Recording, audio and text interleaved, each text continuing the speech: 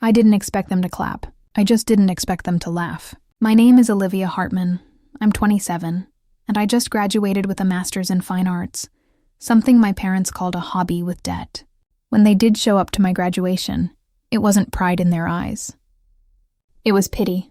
Dad leaned to Mom and whispered, "This degree is worthless." I heard it. Everyone did. The laughter that followed from the row behind us stung more than the cap pin in my scalp. The ceremony dragged, the speeches blurred. Then the dean paused mid-sentence, scanning the crowd. "Before we close, one special acknowledgement." He called my name. I froze. My parents exchanged glances, confused. The dean stepped down from the stage, carrying a white envelope sealed with a gold crest. He handed it to me directly, and when I opened it, my mother gasped so loud the auditorium fell silent. Because what was inside wasn't a diploma. It was a transfer of ownership, humiliation to shock, set up for revenge and emotional vindication. If this story caught your heart, make sure to hit subscribe so we keep bringing you stories that dig deep into truth, guilt, and redemption. And don't forget to tell us in the comments where you're watching from. We read them all, and your words keep us going. My success was their favorite punchline. That's how I grew up. The joke in a house that worshipped bank statements. In the Hartman household, money wasn't everything. It was the only thing. My brother Ethan was the pride of the family. Our son, the accountant. My mom would beam at dinner parties. Guests would nod approvingly, as if he'd cured cancer. Then the spotlight would turn to me. And this, my dad would say with that half smile, is Olivia. She paints feelings, laughter, always laughter. I'd smile too, pretending I was in on the joke, even when it burned inside my chest. At school, I lived in color. I could turn a blank canvas into something alive. But at home, color was chaos. My father believed in neat columns, not brushstrokes. My mother measured worth in salaries, not sunsets. I stopped showing them my work after high school. The last time I did, my dad said, "That's nice, honey. Now maybe try something people would actually buy." He said it like advice. It felt like a blade. When I got a full scholarship for fine arts, Mom called it Ute. Ethan got a new car for his accounting internship. I got a cake that said, "Good luck with your little dream." Still, I didn't quit. I painted through the noise, through their silence, through every sarcastic "how's the starving artist life?" Text Ethan. I didn't have their approval, but I had a purpose. Sometimes, late at night, I'd stare at my sketches taped to my apartment wall and whisper, "One day, they'll see." I wasn't sure if it was hope or revenge keeping me alive, but it worked. Every time they mocked me, I learned something. How to stay quiet, how to work harder, how to turn pain into pigment. And yet, even after all that, a small part of me still wanted them to be proud. That's the worst part about family. No matter how much they break you, you still crave their applause. The night before graduation, I called home. I just wanted to hear them say, "We're proud of you." Instead, Dad said, "Don't make this a big deal, Liv. It's not like you're graduating from medical school." Mom added, "We'll come if we can. Depends on your brother's schedule." My heart sank. I told them it was fine, but it wasn't. Later that evening, I was packing up my cap and gown when I heard my phone buzz. A voicemail from Mom. I hit play. Her voice, soft and casual, drifted through the speaker. She'll come back home broke. It's inevitable. For a long time, I just sat there staring at my half-packed bag. Then I smiled. Because if they thought my degree was worthless, they were about to find out how wrong they were. They almost didn't show up at all. That was the thought looping in my head that morning, right between the sound of my heartbeat and the rustle of my gown. Graduation day. After 6 years of lectures, night shifts, and ramen dinners, it was finally here. And still, I was terrified. Not of the ceremony, but of the empty seats. Maya sat cross-legged on my dorm bed, sipping cold coffee from a paper cup. "They'll come," she said, watching me pace. Even the worst parents love a photo op. I tried to laugh, but my stomach nodded. "You don't know them." The mirror showed a woman trying too hard to look unbothered. The tassel brushed my cheek. I pinned it back with shaky hands. "They said they'd try," I whispered. "Depends on Ethan's schedule." Maya rolled her eyes. "If your brother gets more applause than you at your own graduation, I'm starting a riot." The auditorium was already full when we got there. Students hugging, parents holding flowers. I clutched the extra tickets I'd saved for Mom, Dad, and Ethan. They were creased now, one corner stained brown from the coffee Maya spilled that morning. That mark felt fitting, proof that even promises start to fade. I found my row and glanced at the section labeled H. 3 seats, empty. When the orchestra started, I told myself not to care. When the first speech began, I told myself again. Then, just as the dean thanked the donors, I heard a familiar voice from the aisle. "Excuse me, row H?" My parents shuffled in, my mother's heels clicking, my father muttering something about ridiculous parking fees. No flowers, no smiles, just irritation. They sat down as if doing me a favor. Mom brushed imaginary dust off her lap and whispered, "At least we made it before your part." I nodded, swallowing the lump in my throat. Maya, seated 2 rows behind, caught my eye and gave a small, brave thumbs up. When my name was called, I stood, walked the long line toward the stage, and told myself this moment was mine. The applause sounded distant. I smiled for the camera, for the dean, for every sleepless night. Then I looked toward my family's row. Mom was scrolling her phone. Dad was whispering to Ethan, smirking. And just like that, hope turned into something quieter, something that cracked. The dean began his closing speech. "Before we end today," he said, his tone shifting, "we have one final announcement." The room hushed. This year, an anonymous donor fund was established to recognize one graduating student from our Master of Fine Arts program. He paused. My heart skipped. The recipient, he continued, is someone whose dedication and vision stood above the rest. I felt my parents glance at each other, then at me. Their smirk said it all. Anonymous Donor Fund meant pity award. They didn't know that this pity would soon rewrite everything they thought they knew about worth. He didn't whisper. He wanted me to hear. The words floated over the hum of the crowd, sharp enough to slice through the music playing softly in the background of the auditorium. I was sitting 2 rows in front of my parents when it happened. The dean had just finished listing the achievements of the graduating class, future engineers, scientists, and entrepreneurs. People who built, discovered, and created value for society. Then he mentioned fine arts. A polite clap followed, quiet, measured. That's when I heard it, my father's voice. "This degree is worthless," he said, clear enough for the people beside him to hear. Then came a soft laugh from someone behind him. Another joined in. And suddenly, my name wasn't just printed on a program. It was a punchline in a room full of proud families. I froze. My hands tightened around the program until the paper wrinkled. Maya leaned forward from her seat, eyes flashing, and whispered, "Prove them wrong." But my throat had closed. My pulse was too loud. Every second stretched, heavy and humiliating. I stared down at my lap, the gold embroidery of my gown blurring through tears I refused to let fall. The dean's speech kept rolling. Something about perseverance, creativity, the importance of seeing beauty where others don't. I tried to focus, but my father's words replayed over and over. Worthless, worthless, worthless. Funny how one sentence can undo 6 years of work. When the applause came, I clapped too, pretending everything was fine. That's what I was good at, pretending. I smiled when my name was called earlier. I smiled when they arrived late. I smiled now, even as the weight of their contempt pressed down like a stone. I told myself this would be the last time I'd ever need their approval.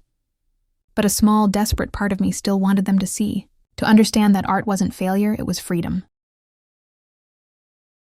Then I noticed something strange. Dean Rhodes, standing behind the podium, had stopped reading from his notes. He was scanning the crowd, eyes moving slowly over each row. His gaze landed on me. Not for a second, he lingered. A quiet recognition flickered there, like he'd been waiting for this exact moment. He cleared his throat, adjusted the microphone, and said, "Before we close," the audience quieted. Even the whispers died. He stepped down from the stage, papers trembling slightly in his hands, and walked toward the front rows. Each footstep echoed like a countdown. I could feel my parents tense beside me. My mother murmured, "What's happening?" Dean Rhodes stopped right in front of me. The lights caught on the edge of something white in his hand, an envelope, sealed in gold. "Miss Olivia Hartman," he said, smiling faintly, "I believe this belongs to you." And just like that, every cruel laugh, every whispered insult, every ounce of shame, I felt it pause, hanging in the air between us. Something was about to change, and this time, everyone would be watching. It wasn't a diploma. That was the first thought that crossed my mind as Dean Rhodes approached, the envelope glinting under the stage lights like it had its own pulse. The entire auditorium seemed to shift with him, chatter dying, whispers building, 100 curious eyes following his every step. He stopped directly in front of me. "Miss Olivia Hartman," he said, voice steady, calm, rehearsed. But there was something else beneath it, a kind of knowing. "This was entrusted to the university for you." I blinked.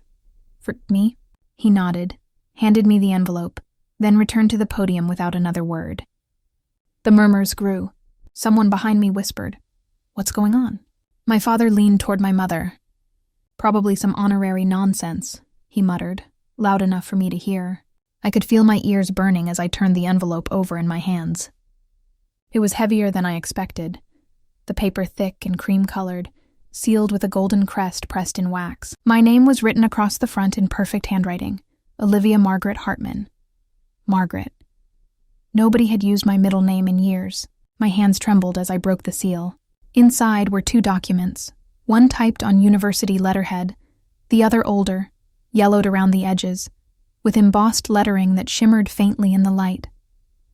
The first page read, "Confidential notice, art legacy transfer. Do not disclose before graduation ceremony." I frowned, glancing at the dean. He was watching me from the podium, just enough to know I'd seen it. I flipped to the second page and my breath caught.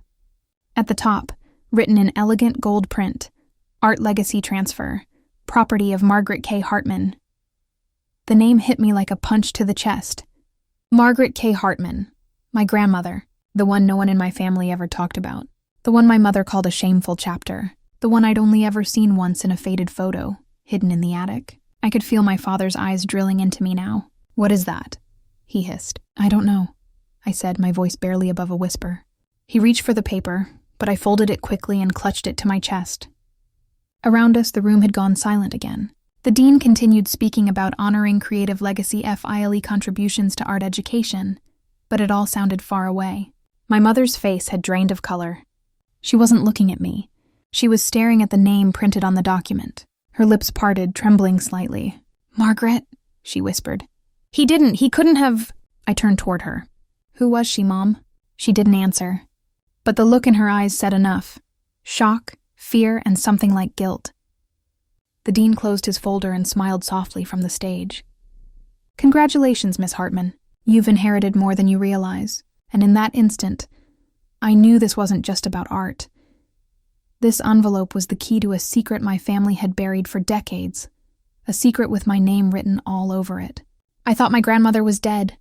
Turns out she was erased. That's what the dean said when I asked him who Margaret K. Hartman really was. He led me into his office after the ceremony, lined with old portraits, and the faint smell of turpentine and varnish. It didn't feel like a university office. It felt like a museum someone forgot to open. Dean Rhodes motioned for me to sit. "I figured you'd have questions," he said, sliding the envelope back toward me. "Margaret Hartman wasn't just a donor, Olivia. She was one of the most gifted painters of her generation." I frowned, but my parents never. He nodded softly. Of course, they didn't. He opened a drawer and pulled out a small wooden box. Inside, wrapped in yellowing cloth, was a paintbrush. The handle was smooth, darkened with age. The initials MKH were carved near the base. "She used this," he said, placing it gently on the desk. "Every piece she painted after 1970 was made with this brush. She called it her compass." I reached out and touched the handle. The moment my fingers brushed it, a chill ran up my arm. The thought hit me like thunder. I'd seen this brush before, in a dream, or maybe a memory. "My parents said she died when I was 2, I whispered. The dean shook his head. "No, Olivia. She lived for another 15 years, quietly, alone." He handed me an old photograph, a woman with silver hair tied in a scarf, standing before a half-finished canvas. Her eyes were soft but sharp. Familiar. "She had your eyes," he said. I stared at the photo, speechless. My parents had scrubbed her existence from our lives. No pictures, no stories, not even a mention at family gatherings. "Why?" I finally asked. He sighed. "Margaret was controversial. She refused to sell her work to corporations or galleries. She believed art should belong to people, not investors. Your father didn't agree. There was a public fallout." I sat frozen as he continued. "When she passed, she left her estate and her unfinished collection to an art trust under one condition, that it would go to the first Hartman descendant to graduate in fine arts." Your name matched. That's why the university contacted you. I pressed a hand to my mouth, dizzy. All those years of being told my art was a waste. When the woman who shared my blood had built a legacy from it, the dean stood, walked toward the window, and looked out. Your grandmother was many things, he said quietly. Brilliant, stubborn, misunderstood. But she wasn't gone, Olivia. He turned back to me, his eyes steady. She wanted you to have her studio. I blinked. Her studio? He nodded. It's still locked. Has been for 20 years. And in that instant, I knew. The key to everything my parents buried wasn't in the past. It was waiting for me, behind that locked door. The key was older than I was. It lay in the dean's palm, tarnished brass, tied to a faded tag that read, Hartman Studio, private access. When I took it, I felt its weight, not just in metal, but in meaning.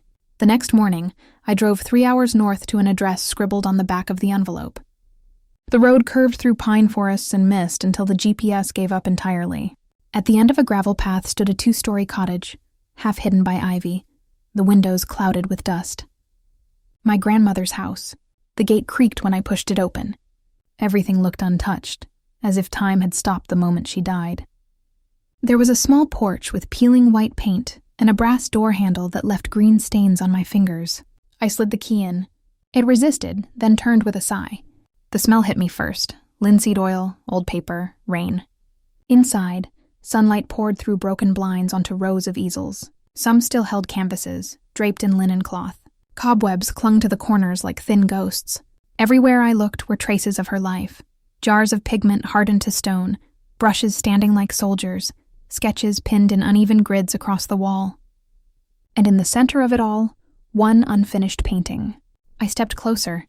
It showed a woman in profile, head tilted slightly toward the light. The brushstrokes were delicate but deliberate.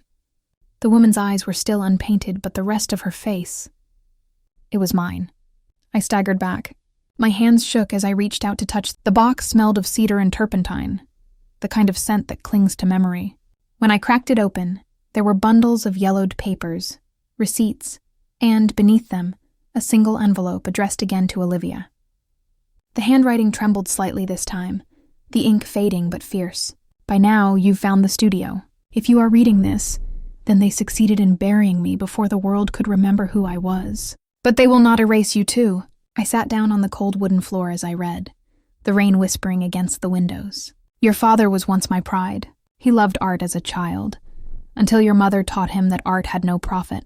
Together they made me sign documents I didn't understand, told me it was for taxes. I signed away the rights to my name, my property, my work. Then they left. No visits, no calls, only silence. My eyes blurred. I could almost see it. My father's sharp tone, my mother's persuasive calm. The same tools they'd used on me in smaller ways my entire life, but I was not as powerless as they believed. I refiled my will in secret. I gave the university permission to act as custodian of my estate. The papers you hold now make you the sole heir to what they stole from me. I pressed my hand over my mouth, heart racing. I flipped through the remaining papers in the box, old legal drafts, a notarized amendment stamped and signed. Fine Arts Trust Agreement. Beneficiary, Olivia M. Hartman. It was real. Every word of it, I read on. You will not understand their cruelty at first. You will want to forgive them. Don't. They are not ignorant. They are afraid. Afraid that you will have what they tried to destroy in me, freedom. Do not let them buy you with guilt. Do not sign anything. They will come for this, Olivia. They will try to take it from you again. The last line was underlined 3 times. The pen had dug so hard into the paper it tore slightly. I looked around the room. The paintings, the sketches, the half-finished faces frozen in time. They weren't just art, they were evidence. Proof of everything my parents had stolen, everything my grandmother had reclaimed for me. The rain outside grew heavier, tapping faster against the glass, as if the house itself was warning me. I folded the letter back into its envelope and clutched it to my chest. My whole life, my parents told me my passion was worthless. Now I knew why they were terrified I'd uncover the truth, and as thunder rolled in the distance, I heard the faint crunch of tires on gravel again, closer this time. They were coming. They showed up with fake smiles and real lawyers. That's how I knew it wasn't a visit. It was an ambush. I heard the car doors before I saw them. The tires crunched against the gravel like teeth grinding. My parents stepped out dressed like they were attending a charity gala, not a confrontation. Dad in his navy blazer, Mom in pearls. Behind them, a man in a gray suit carried a leather briefcase. I stood on the porch of my grandmother's studio, the letter still folded in my pocket. "Olivia," Mom called, her tone bright and trembling. "Sweetheart, you didn't tell us you were coming here." I crossed my arms. "Didn't think you'd care." Dad forced a smile that didn't reach his eyes. "We care, of course we care. But you've complicated things." They stepped closer, and for a moment I could smell Mom's perfume. Expensive, suffocating, familiar. It used to make me feel small. Not today. Dad nodded to the man behind him. "This is Mr. Palmer. He's here to help sort the legal side of your grandmother's property. There are, some tax implications we should handle before things get messy." "Tax implications," I repeated. "You mean hand everything over so you can manage it, right?" Mom's voice cracked like she was wounded. "Olivia, please. We're just trying to help you. You're young, emotional, and these things, these papers, are complicated. You could lose everything if you're not careful." I pulled the letter from my pocket, unfolded it slowly, and placed it on the porch railing. "Grandma warned me you'd say that." The smile fell from Mom's face. Dad's jaw clenched. He took a step forward. "Don't start this again, Liv. You have no idea what you're getting into. That studio is falling apart. Those paintings? Worthless unless you sell them," I cut in. "Is that what this is really about?" The lawyer cleared his throat, adjusting his glasses. "Ms. Hartman, if I may, your father is listed as an executor on a previous version." I glared at him. "Previous version? The one he forced her to sign?" He froze. Dad turned on him, furious. "You told her?" "No," I said quietly. "She did." I held up the letter, trembling in my hand. In her own words. For a long second, nobody spoke. Even the birds outside had gone silent. Then Mom started to cry. Sharp, shallow sobs that sounded practiced. "You don't understand, Olivia. We did what we had to." She was unstable. She would have ruined everything. I felt my chest tighten. "She didn't ruin anything." "You did." Dad's mask cracked. His voice dropped low and dangerous. "You think you can stand there with your little art degree and lecture me? You wouldn't even have a roof if it weren't for me." I stepped closer until we were eye to eye. "You're right, and I'll never let you own another piece of it again." He stared at me, breathing hard, then turned and stormed down the steps. "You'll regret this, Liv," he hissed over his shoulder. The car doors slammed. Gravel spun under their tires as they sped off down the road. But for the first time in my life, I didn't flinch. I just stood there, holding my grandmother's letter, the one that had just come true. They really sued me. That was the headline of the legal notice sitting in my mailbox. Hartman v. Hartman, my parents' names printed right above mine. For a full minute, I just stared at it, waiting for the words to rearrange themselves into something less cruel. But they didn't. They had actually filed a lawsuit against their own daughter, claiming the trust was fraudulent, the will was valid, and my grandmother was mentally unfit when she named me heir. I should have cried. Instead, I laughed, the kind of laugh that comes from disbelief, not humor. They had turned love into litigation. The first court date felt like walking into an autopsy of my family name. The courtroom smelled of polished wood and cold air. My parents sat at the plaintiff's table, side by side, looking like victims. My father's tie was perfect, my mother's hands folded neatly in her lap. If I didn't know them, I might have believed they were grieving something other than control. Their lawyer stood up first.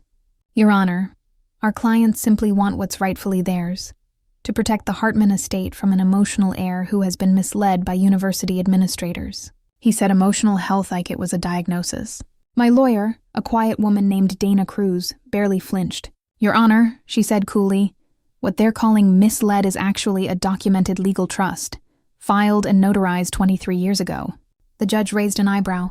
"And who oversees this trust?" A familiar voice rose from the back of the courtroom. "That would be me," I turned. Dean Rhodes stepped forward, carrying a folder so thick it looked like it could break the table. He took the stand with calm authority. "Dean," my father said, rising. "You can't possibly, Mr. Hartman." The judge interrupted. "You'll have your turn." Dean Rhodes opened the folder. This university served as custodian of the Hartman Fine Arts Trust. It was created after Margaret Hartman discovered her son, and daughter-in-law had falsified her asset declarations. "We have records of the withdrawal signatures, both yours." Gasps murmured through the courtroom. My mother's face went white. My father gripped the edge of the table like it might hold him upright. Dean continued, unshaken. Mrs. Hartman later refiled the will, naming her granddaughter as the sole beneficiary. Every legal step was documented through our board. We even have the delivery confirmation of the trust package, dated the day before her death. The lawyer tried to object, but it was too late. The damage was done. For years, I dreamed of my parents being forced to face what they did. I just never imagined it would happen in front of strangers, under oath. The judge leaned back, scanning the documents. "This is extensive," she said finally. "We'll adjourn until next week for the valuation of assets." The gavel struck. My father didn't look at me as he left, but my mother did, just long enough to whisper, "You think you've won? You don't know what those paintings are worth." And that's when I realized she wasn't mourning the loss of her reputation. She was mourning the loss of her fortune. The number on the screen made my mother faint. That's not an exaggeration, it actually happened. The courtroom had been silent for over an hour, while the art curator, a soft-spoken man in tortoiseshell glasses, analyzed every photograph of my grandmother's paintings. Each slide projected onto the big screen behind him shimmered with a lifetime of color, oil, pastel, and a memory. Then he turned to the last page of his report. "Based on provenance, condition, and historical relevance," he said, clearing his throat, "the total estimated value of the Margaret K. Hartman collection stands at $12.7 million. The words hung in the air like a gunshot. Mom gasped audibly, her hand flying to her chest. Dad just sat there, jaw locked, eyes wide. The courtroom erupted into whispers.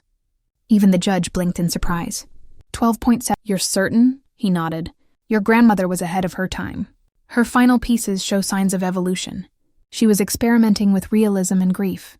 Had she lived, her work would have doubled in value." Mom started crying. Not from emotion, from calculation. I could see it in her eyes.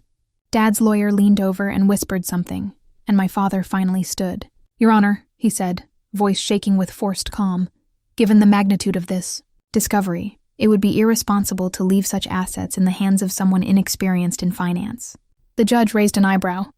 "You mean your daughter? She's not equipped to manage this kind of estate," Dad snapped. "She'll waste it.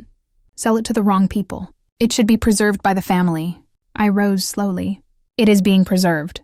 By family, by me." He turned on me. "You don't understand what those paintings represent." "Oh, I understand perfectly," I said, voice steady. "They represent everything you threw away because it didn't fit your definition of success." The courtroom was silent again. You could have heard a pen drop. Then the lawyer, clearly desperate, tried one last time. "Miss Hartman, are you planning to sell these paintings for profit?" I smiled faintly. "No, I'm going to finish them." The words hit harder than I expected. Even the judge's eyes softened. For a long moment, nobody spoke. Then the judge adjusted her glasses, looked between us, and said, "The trust stands. The assets remain under Miss Hartman's ownership and protection." Her gavel struck once, sharp and final. Dad's face turned the color of ash. Mom clutched his arm, whispering something frantic, but he didn't move. As they gathered their papers and left without a word, I sat back down, staring at the letter in my lap, the one that had warned me this moment would come. My grandmother had been right about everything, and now, her voice, through every brushstroke, every unfinished canvas, finally had an audience. The same people who mocked me were buying tickets. That thought made me laugh as I stood in the middle of the Portland Modern Arts Gallery, 1 year to the day after the court ruling. The line outside wrapped around the block. People dressed in sleek black and velvet waited under the glow of street lamps, clutching invitations stamped with the words, "The Hartman Legacy, Reclaimed." Inside, the air smelled of champagne and oil paint, expensive, familiar, earned. Each canvas that hung on the walls had once collected dust in my grandmother's locked studio. Now they were framed in gold, under soft light, finally seen for what they were, genius.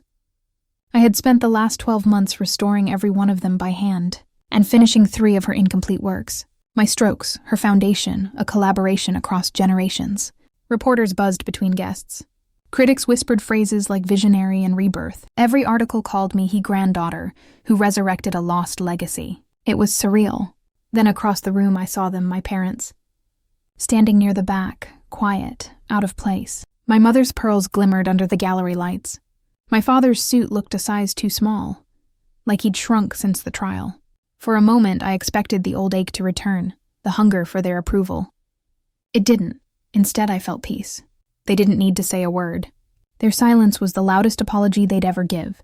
Maya appeared beside me, smiling as she handed me a glass of wine. "You did it," she said softly. "You made them see." I took a slow breath, scanning the crowd, the laughter, the music, the flicker of flashbulbs. "I didn't make them see," I said. "She did." Every painting was a chapter of my grandmother's life. One wall showed her early years, bright, hopeful colors. Another displayed her decline, her strokes darker, heavier, lonelier. And near the exit, the last 3 paintings, mine. The final one, titled Inheritance, showed 2 women standing in the same light, one fading into color, the other stepping out of shadow.